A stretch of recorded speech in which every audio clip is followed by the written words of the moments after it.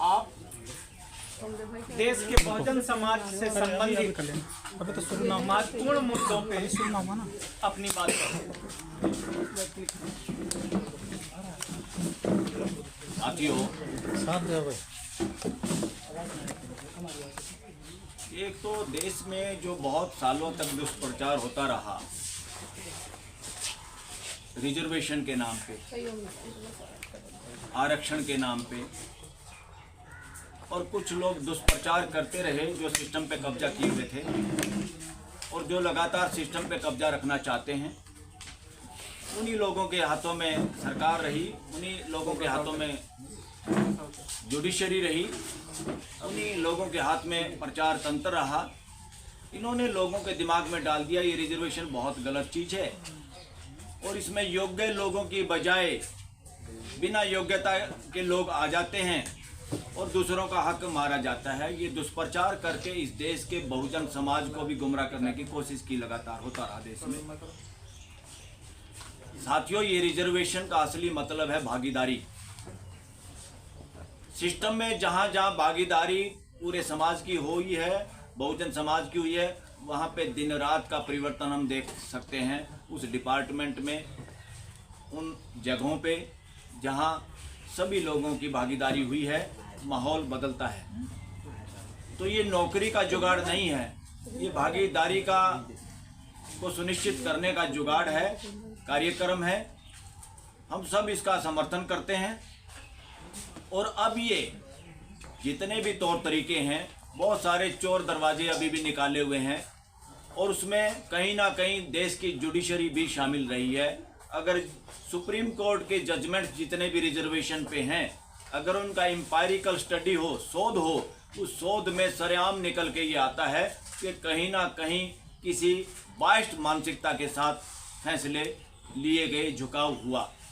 और उन फैसलों में जो बैठे हुए जज हैं, अगर उन किस सामाजिक ताने बाने से वो लोग आते हैं, किस वर्ग से आते हैं, देश के कौन से समाज के वो लोग हैं, तो और भी ज़्यादा मुखर हो जाती हैं बातें कि देश के लोगों की हकमारी कैसे जुडिशल सिस्टम के द्वारा भी इस देश में होती रही है, जो कि अब हम पूरा रोकने का प्रयास करेंगे।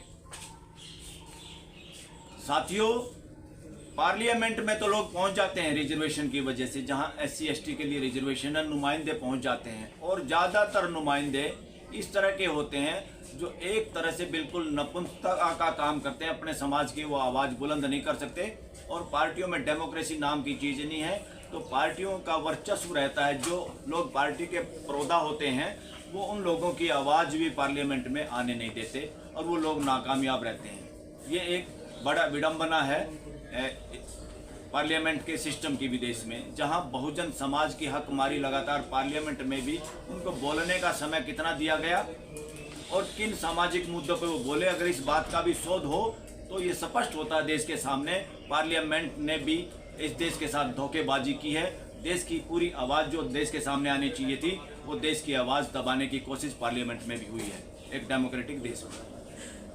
दूसरे नंबर पे आते हैं एग्जीक्यूटिव, जो परमानेंट एग्जीक्यूटिव होती है, जो परमानेंट सरकार होती है, सरकारी ऑफिसर जिसमें होते हैं, IAS IPS और इस तरह के अधिकारी जो लोग होते हैं। बहुत बार वहाँ भी कभी रिजर्वेशन होगी नहीं होगी।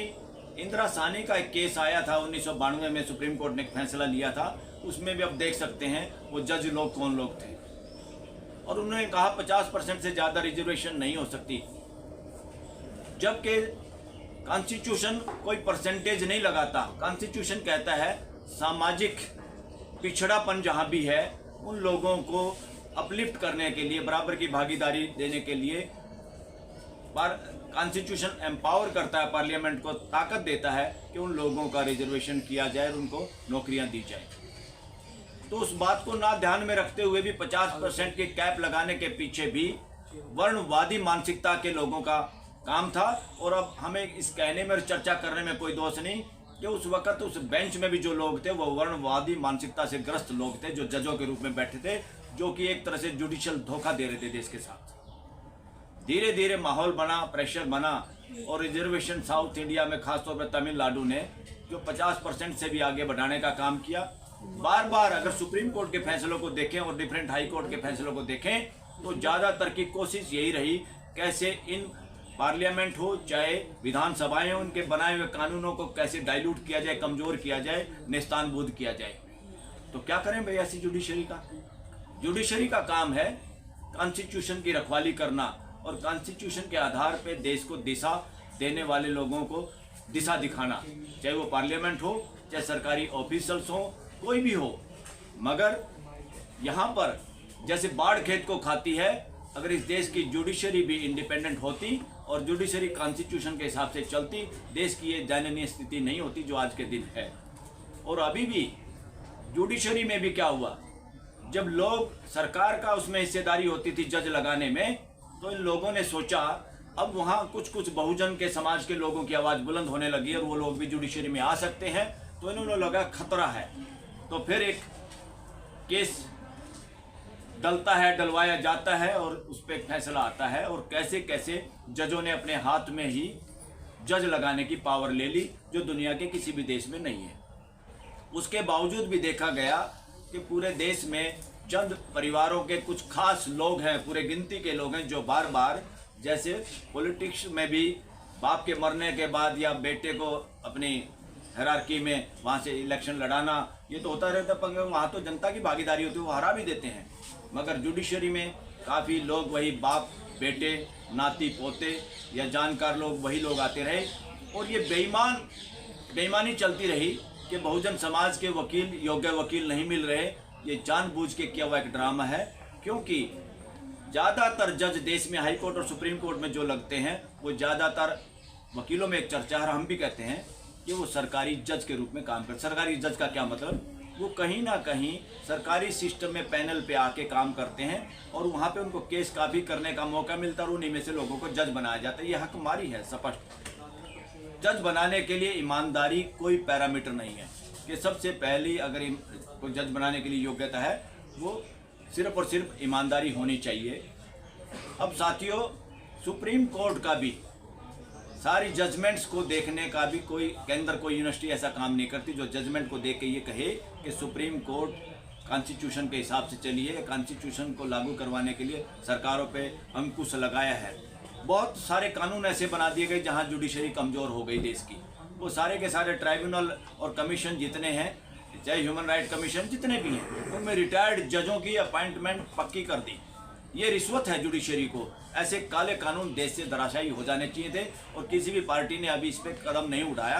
ये कम से कम पार्लियामेंट में चर्चा होती रही कि जजों के रिटायरमेंट से पहले के दिए हुए फैसले और रिटायरमेंट के बाद उनकी जॉब की सुनिश्चितता की गारंटी देते हैं और इस तरह से ऐसे फैसले देश में आते हैं। इससे देश कमज़ोर होता है और संविधान कमज़ोर होता है। साथियों, देश में दो कानून सबसे ज़्यादा खतरनाक आज के दिन हैं, यूएपीए और पीएमएलए। ऐसे कानून पार्लियामेंट में पहली बात तो बनने ही नहीं चाहिए थे। पार्लियामेंट के क्वेश्चन मार्क है कि वहाँ के हमारे जो पार्लियामेंटेरियन है वो लोगों के हकों के प्रति या संविधान के प्रति उनको ज्ञान है कि नहीं है। दूसरा, देश की जुडिशरी पे क्वेश्चन मार्क है कि इतने काले कानून जो right to life and liberty को भी जेलों की सलाखों के अंदर बंद करते हैं और लोगों को जमानत नहीं मिलती। इससे साबित होता है कि कैसे जुडिशरी भी पंगु बनी रही। अब जाके कुछ जजों ने बोलना शुरू किया और देश के चीफ जस्टिस ने भी कहा कि डिस्ट्रिक्ट जुडिशरी को भी कहा डरने की क्या जरूरत है, क्यों जमानत नहीं देते लोगों को। और कुछ सुप्रीम कोर्ट के जज मुखर होकर सामने आए हैं, जिनमें जस्टिस ओका, जस्टिस गवई और खुद अब चीफ जस्टिस चंद्रचूड़ ये सामने आए हैं लोगों के लाइफ एंड लिबर्टी के पैरोकार बन के। जस्टिस ओका ने तो कमाल कर दिया जो संविधान की मूल चाहना थी। उन्होंने कोर्ट में प्रेमाइस में देखा कि वहाँ कुछ पूजा पाठ हो रहा है किसी उद्घाटन पे, उन्होंने ओपनली कहा कि इस देश में प्रियम्बल की पूजा होनी चाहिए, प्रियम्बल को बोलना चाहिए उच्चारण के रूप में भी, और कॉन्स्टिट्यूशन की पूजा हो, न कि एक ढोंग और पाखंड हो किसी एक संप्रदाय का। ये धर्म नहीं, संप्रदाय, चाहे वो किसी भी रीति रिवाज का कोई काम हो। और इस देश में सरेआम जाति और धर्म पे कोई वोट नहीं मांग सकता, उसके आधार पे इस देश में वोटिंग भी नहीं हो सकती। कोई अपने भाषण में ये नहीं कह सकता मुझे फलानी जाति की वोट चाहिए या मुझे फलाने धर्म की ही वोट चाहिए। मगर इस देश में पिछले अभी जो सरकारें हैं, सरकारें सभी इस तरह की शामिल रही हैं, मगर अब जो सरकार है 10 साल से, वो लगातार दो ही बातों पे इलेक्शन लड़ रहे हैं, जाति और धर्म पे। जाति पे कैसे क्योंकि एक प्राइम मिनिस्टर को अपनी खुद की जाति को जुगाड़बाजी से ओबीसी में शामिल करवाया, और ये देश के साथ धोखा है कि ताकि देश जाति के आधार पर उनके फेवर में वोट कर दे, और इसका इस्तेमाल भी किया और इसके वजह से वोटें हुई भी इस देश में इस धोखेबाजी से। दूसरा, हिंदुत्व लाएंगे, और नई पार्लियामेंट में संविधान भी वो रखा जिसमें पूरी बात नहीं थी, जिसमें वो क्या समाजवाद की बात नहीं थी, और इवन एक लठ रखा गया, लठ यानी इस तरह से पुलिस स्टेट बनाया गया कि लठ से देश को चलाएंगे, और लठ रखा गया, और एक ही संप्रदाय के लोगों के साथ बुला के पूजा पाठ करवाया गया, जो कि असंवैधानिक था। वो सुप्रीम कोर्ट या किसी भी हाई कोर्ट में इसको इंटरफेयर करना ही चाहिए था, और हमेशा करना चाहिए। सुप्रीम कोर्ट, हाई कोर्ट के पास इतनी पावर है, वो कोई भी काम पे इमीडिएट, हमारे से ज़्यादा मजबूत तो पाकिस्तान की सुप्रीम कोर्ट है, जो चीफ प्राइम मिनिस्टर को बुलाती है और जेल में ठोकती है गलत काम करने से। लुटियन जोन, जिसको समाज के लोग, देश के लोग लूट जोन कहने लगे हैं, इतना नज़दीक उसके बीच में हाई कोर्ट है, सुप्रीम कोर्ट है, और वहाँ उनकी नाक के नीचे कोई गड़बड़ हो, अखबार में खबर आए और देश में जाति धर्म का जहर फैलाया जाए, कुछ लोगों के साथ न्याय नहीं किया जाए, कुछ लोगों के घर बिना कार्रवाई के बुलडोज किए जाएं, तो कहीं पे गरीब लोगों की बहन बेटियों को रेप हो जाए तो रात को बिना माँ बाप के जलाया जाए, इस तरह का जो कार्यक्रम देश में चल रहा है ये असंवैधानिक है। और हाई कोर्ट और सुप्रीम कोर्ट का सुओ मोटो एक्शन नहीं लेना, इससे अपने आप पता चलता है कि बहुजन समाज के लोग हाई कोर्ट और सुप्रीम कोर्ट में नहीं है, इसीलिए ये स्थिति है। जितना हाई कोर्ट और सुप्रीम कोर्ट कमज़ोर होता है, देश में उतनी ही तानाशाही बढ़ती है, और उसका रिजल्ट हम सब के सामने है। इमरजेंसी में जो सारे जज एक आध को छोड़ के लंबे लेट गए थे, और आज भी स्थिति कुछ जजों की वजह से थोड़ी सुरक्षित है, वरना माहौल लगभग उसी तरह से है देश में। इसलिए देश के लोगों को इसमें जागने की जरूरत है। रही एमएसपी पे भी, क्योंकि मैं किसान परिवार से आता हूँ, एक मिनट, एमएसपी का मतलब ये है सरकार से पैसे नहीं लेने, जो बिचौलिए व्यापारी सस्ता खरीद के और सरकार को कहते हैं हमने एमएसपी पे खरीदा, और फिर महंगा चावल सेलर वाले ये इसको बेचते हैं, तो वो जो ठग हैं बीच में, वो ठग वही हैं जो सरकार को रिश्वत देते हैं, या ठग वो वही हैं उनके बहन भाई हैं जिनका मीडिया है। तो उनकी ठगी बचाने के लिए किसान सड़क पे हैं, और वो इधर उधर की बातें करके घुमा के देश का इतना नुकसान हो जाए। देश का नुकसान नहीं होगा, ठगों को जूते लगेंगे इसमें। जो ठग, चंद लोग ठगी देश के साथ मार रहे हैं, जिनके घर 50-50 मंजिल के हैं, उन ठगों का इलाज होना है एमएसपी देने से। एमएसपी एक तरह से किसानों की लागत और उनकी मजदूरी मिला के एमएसपी होती है, और इसलिए एमएसपी किसानों का मांग ही नहीं है, एमएसपी किसान और मजदूर की लाइफ लाइन है। सबको मिलके इसमें आगे आना पड़ेगा साथियों। और किसानों का आंदोलन देश के अंदर राइट टू एक्सप्रेशन या बोलने की आज़ादी को बचाने का आंदोलन भी है। अगर ये आंदोलन भी डर गया, बैठ गया, तो दिल्ली में तो धारा 44 है ही, सबको पकड़ो, गिरफ्तार करो, तो देश में भी लोग बोल नहीं पाएंगे। इसलिए किसानों के आंदोलन को गति देना, जिनके सामने बंदूक और कीलें गाड़ी गई हैं, वो अभी भी सीना तान के खड़े हैं। देश में अगर लोगों के फंडामेंटल राइट बचाने हैं तो किसानों का भरपूर सहयोग करिए और उनके आंदोलन में शामिल होइए। थैंक यू वेरी मच, धन्यवाद।